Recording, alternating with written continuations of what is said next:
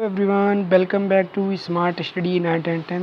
तो आज हम क्लास 10th टर्म 2 बोर्ड में फिजिकल एक्टिविटी ट्रेनर में एम्प्लॉयबिलिटी स्किल्स के अंतर्गत आने वाले ग्रीन स्किल्स में जो 6 मार्क कवर करेगा आई थिंक उसको हम देखेंगे।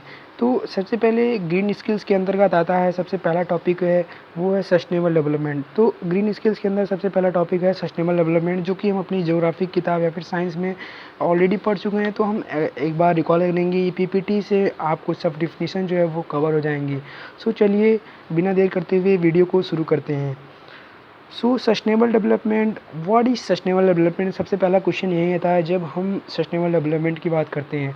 इसका हिंदी मीनिंग होता है सतत पोषणीय विकास, यानी कि development that meets the need of the presents without compromising the ability of future generations to meet their own needs. तो इसमें सिंपली ये लिखा है कि जैसे हम जो डेवलपमेंट्स है वो ऐसा अपनी ज़रूरतों को मतलब प्रेजेंट की जो नीड है उसको पूरा करें विदाउट कंप्रोमाइजिंग, बिना मतलब कंप्रोमाइज़ करिए, लेकिन ऐसा है फ्यूचर जनरेशन की भी नीड को हम ध्यान में रखें।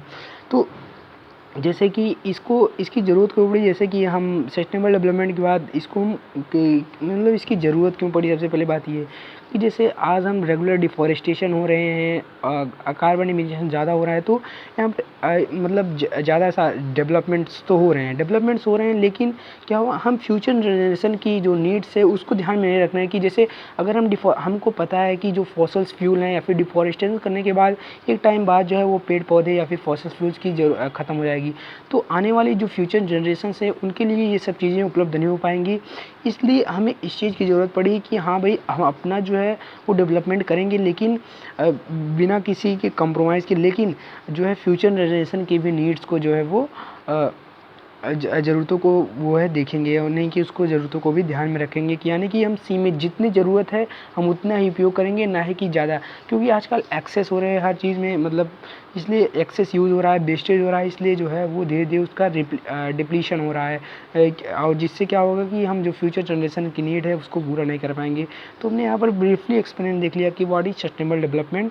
और यहाँ पर डिफिनीशन सिंपली जो है लिखी हुई है कि इसको आप देख सकते हैं। तो सस्टेनेबल डेवलपमेंट्स की डिफिनीशन यहाँ पर है। अब इम्पोर्टेंस ऑफ सस्टेनेबल डेवलपमेंट्स, ये इतना इम्पोर्टेंस क्यों है? इंपॉर्टेंस ऑफ सस्टेनेबल डेवलपमेंट ये क्या करता है, fulfil the need of people. जैसे कि हमने अभी जस्ट बताया कि ये जो नीड है पीपल्स की वो फुलफिल करता है। जैसे कि अभी हम सस्टेनेबल डेवलपमेंट है, अभी के लोगों को भी नीड्स को पूरा करेगा और फ्यूचर जनरेशन के लोगों को भी नीड्स को पूरा करेगा। कंजर्व नेचुरल रिसोर्सेज, हमने बताया कि डेवलपमेंट्स डिफॉरेस्टेशंस हो रहे हैं, उससे क्या हो रहा है कि कार्बन एमिशन ज़्यादा हो रहा है, एयर पोल्यूटेंट्स बढ़ रहे हैं, जिससे क्या हो रहा है कि फ्यूचर जनरेशन के लिए जो है आने वाली जनरेशन के लिए खतरा है। तो इससे क्या होगा, सस्टेनेबल डेवलपमेंट से हमारा जो नेचुरल रिसोर्स है, यानी कि जैसे फॉसिल फ्यूल भी एक नेचुरल रिसोर्स है, वो भी जो है अपना जो है वो कंजर्व रहेगा। तो सबसे पहला हमने देख लिया fulfil the need of people, दूसरा हमने देख लिया कंजर्व नेचुरल रिसोर्सेज, तीसरा क्या है, help in coordination between natural resources and people conserve. हमने एकदम ब्रीफली इसको बताया कि जैसे नेचुरल रिसोर्स है और पीपल कंजर्व्स, यानी कि जो पीपल कंजर्व्स जो कर रहे हैं और नेचुरल रिसोर्स, इसके बीच एक कोऑर्डिनेशन होगा कि हाँ भाई, हम अपने फ्यूचर जनरेशन के लिए जो है वो नेचुरल रिसोर्सेज को कंजर्व कर रहे हैं। तो तीसरा और इम्पॉर्टेंट पॉइंट ये है, conserves natural resources for future generation, की हम अपने फ्यूचर जनरेशन के लिए जो है वो नेचुरल रिसोर्सेज को कंजर्व कर रहे हैं। इसके बीच ये कोऑर्डिनेशन बनाता है, हेल्प करता है। तो ये हमने ये तीन जो है वो इम्पॉर्टेंट, यानी कि जो इम्पोर्टेंस है वो देख लिया। तो यहाँ से हम दो क्वेश्चन बन सकते हैं, व्हाट इज सस्टेनेबल डेवलपमेंट और दूसरा इम्पोर्टेंस ऑफ सस्टेनेबल डेवलपमेंट। अब आती है प्रॉब्लम्स, इससे रिलेटेड प्रॉब्लम्स क्या हो सकती हैं, तो देखते हैं प्रॉब्लम्स क्या होती हैं। सबसे पहली प्रॉब्लम्स है फूड की। The amount of rich fertile lands needed to grow crop such as wheat, rice etcetera. तो जो is becoming less as we are using up more and more lands for other purpose. Soil nutrients are also get depleted and lot of chemicals are spoiling the soil due to use of chemical fertilizers। एकदम सीधी definitions लिखी है कि हाँ भाई, जो मतलब fertile lands की जो क्रॉप ग्रो करने के लिए जो ज़रूरत है वो क्या हो रही है, वो डिप्लीट हो रही है, यानी कि लेस हो रही है, जैसे जैसे हम जो है मोर लैंड यूज़ कर रहे हैं, किसके लिए, अदर पर्पसेस के लिए। जैसे कि अदर पर्पसेस जैसे, अब अदर पर्पसेस में क्या आएंगे कि हाँ इंडस्ट्रीज़ लग रही हैं, शहरीकरण हो रहा है, और ग्लोबलाइजेशन के कारण जो है अब बहुत सारी जो लैंड्स हैं जो जिसमें कभी क्रॉप उगाई जाती थी उस पे क्या हो रहा है, अदर पर्पस के लिए यूज़ कर रहा है। सबसे मेन और जो इम्पोर्टेंट चीज़ है वो पॉपुलेशन है। पॉपुलेशन के कारण भी जो फर्टाइल लैंड्स है उसमें भी कमी आ रही है, क्योंकि जैसे जैसे लोग बढ़ रहे हैं वो खेतों में जो है अपने घर बना रहे हैं। ये तो सबसे पहला, और फूड की भी कमी होगी इससे, तो यही है सबसे पहला प्रॉब्लम जो है सस्टेनेबल डेवलपमेंट से, फूड।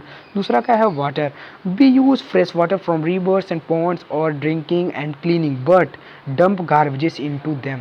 अब दूसरा क्या है कि हम तो फ्रेश वाटर यूज़ करते हैं, कहाँ से, रिवर से, पॉन्ड से और ड्रिंकिंग एंड क्लीनिंग, तो लेकिन हम क्या करें उसमें गार्बेज भी डंप कर रहे हैं। सो ये एक बड़ी प्रॉब्लम है। The rivers and ponds are getting polluted, वो पोल्यूटेड हो रही हैं simply. They this way after several year we will have no clean water for our use. अब इससे क्या हो रहा है, हम तो अभी यूज़ कर ले रहे हैं, अभी ज़्यादा डंप नहीं हो रहा है, या फिर अभी डंप हो रहा है उतना ज़्यादा इफेक्ट नहीं कर रहा है, लेकिन जब यही डंप लगातार कॉन्टीन्यूस होता रहेगा तो आगे के फ्यूचर जनरेशन के लिए वाटर की कमी पड़ जाएगी। तो ये सबसे बड़ी दूसरी प्रॉब्लम है। हमें जीने के लिए जो बेसिक चीज़ें चाहिए वो हमारे लिए जब कम हो जाएंगी तो हम आगे फ्यूचर जनरेशन के लिए, future generation is in danger, वो यानी कि वो खतरे में चली जाएगी। तो फूड हो गया पहला, दूसरा वाटर हो गया, तीसरा क्या है, fuel.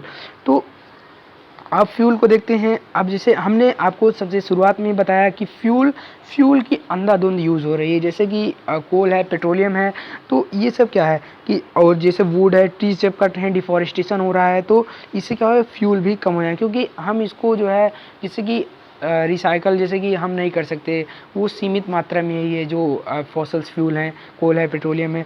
So we use a lot of fuel from tree as fuel and for construction of homes and furnitures.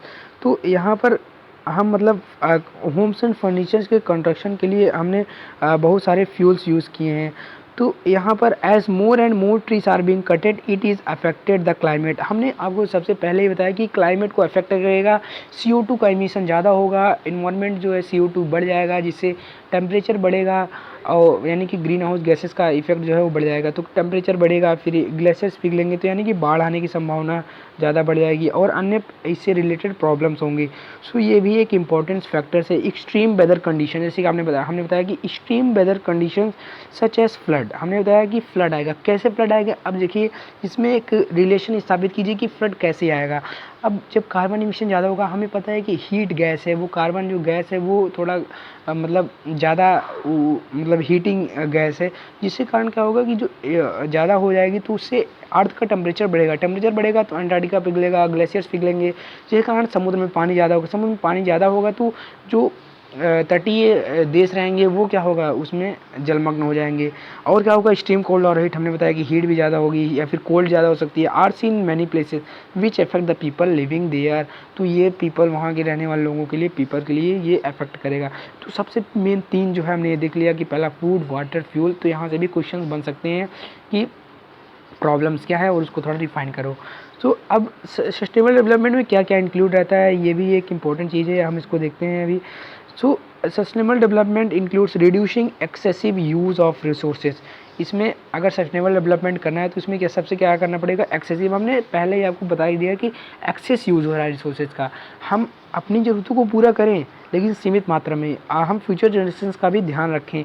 And enhance यानी कि बढ़ाएं रिसोर्सेज कंजर्वेशन को बढ़ाएं। तो सबसे पहला जो इंपॉर्टेंट है वो क्या है, reducing excessive use and of resources and enhancing resources conservation. और दूसरा क्या है, recycling and reuse of waste material, जैसे मेटल्स हो गए या फिर फॉसिल फ्यूल जो पॉसिबल्स हैं उसके हम रिसाइकल करें या फिर रीयूज़ करें वेस्ट मटेरियल्स का। तो इससे क्या होगा, हम सस्टेनेबल डेवलपमेंट कर पाएंगे। Scientific management of renewable source, अब रीन्यूएबल सोर्सेज को साइंटिफिक मैनेज करें, जैसे कि हम आपने चैप्टर में देखेंगे और इन्वायरमेंट में, साइंस में, उसमें मैनेजमेंट कैसे होता है वेस्ट डिस्पोजल, तो वहाँ से हम कुछ सीख सकते हैं। स्पेशली बायो रिसोर्सेज, यानी कि बायो रिसोर्सेज को कैसे मैनेज करें, साइंटिफिक मैनेजमेंट कैसे करें। तो तीसरा ये है, इसके अंदर भी इंक्लूड होता है। चौथा, प्लांटिंग मोर ट्रीज, जिससे हम पता है कि ज़्यादा CO2 एब्जॉर्ब होगी, टेम्परेचर बढ़ेगा ना, तो इससे हमारे बहुत सारे फ़ायदे हैं।